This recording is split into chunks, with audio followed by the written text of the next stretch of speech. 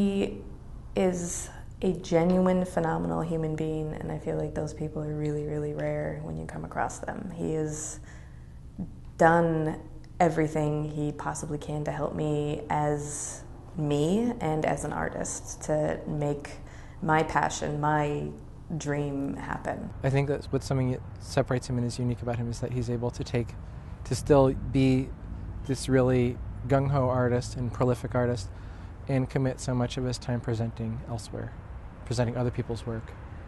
He's one of the few people that I know that can go to really deep, dark, crusty, nasty places in life and pull something out of it that everybody can relate to.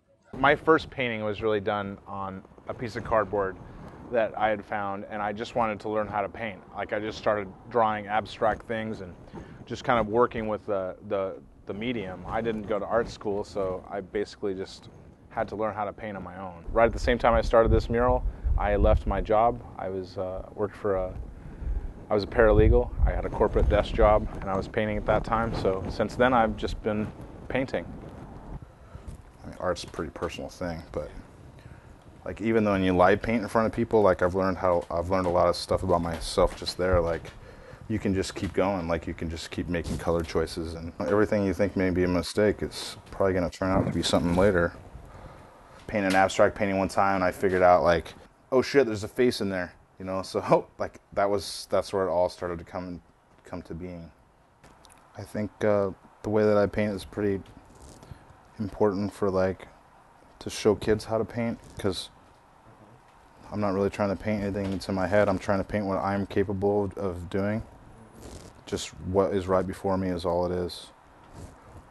Like, I kind of know what Chris Christopherson looks like, and this is kind of his more shaggy years. I have a master's in English, so basically I think a lot of my study is kind of just leading up to the fact that I have a lot of fuel to make paintings now. I don't have to be a writer anymore because I'm writing in my work. I started curating shows in Portland about almost 3 years ago. I was still working at the job.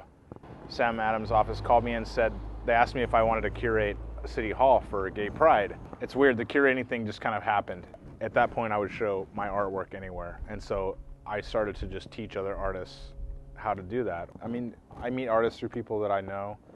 I look for artists online, like I seek out artists. I walk street fairs, you know.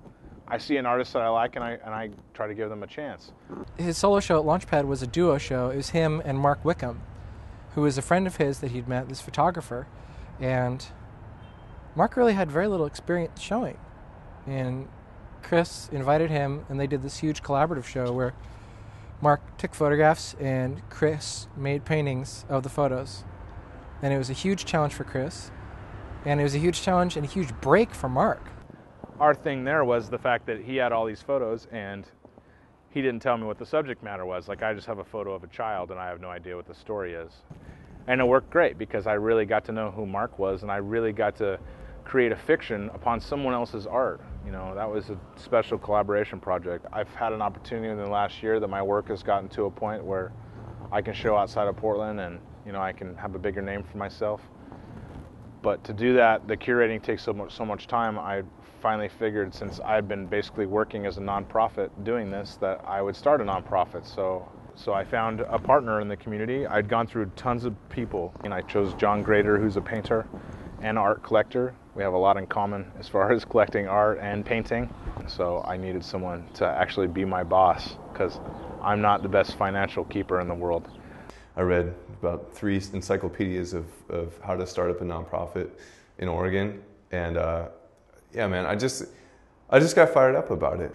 It's too big an art world, you know. It's intimidating to go out there with your stuff on the street.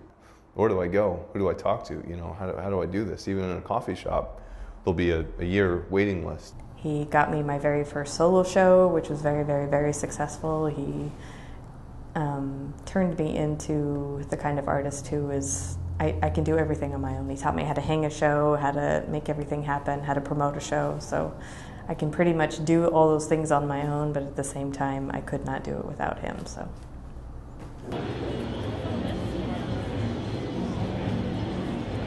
We're on 11th and Davis. It's First Thursday, and this is a live paint-off for the Art Institute of Portland. This is a benefit for the school for a starving artist scholarship. So pretty proud, man. These are all recycled doors. We just pulled them out of storage this morning, cleaned them up a bunch, and here we are painting them.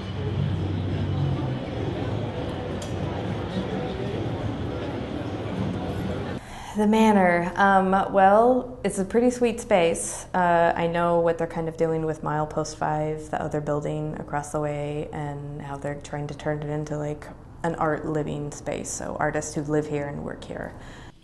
And right now we're just going to transform all these rooms into installation and painting and 2D work and 3D work between outside artists and gallery artists. We're just trying to get a full mix of every type of art that's in Portland. Now I'm working with Caldera through White and Kennedy, so I work with their camp of kids, and it's really great. The only thing I ever try to teach a kid is that, you know, there's this little valve in your head, and as you become an adult, like, that valve's going to close off a little bit. So this is the time right now where you don't have to shut off that valve.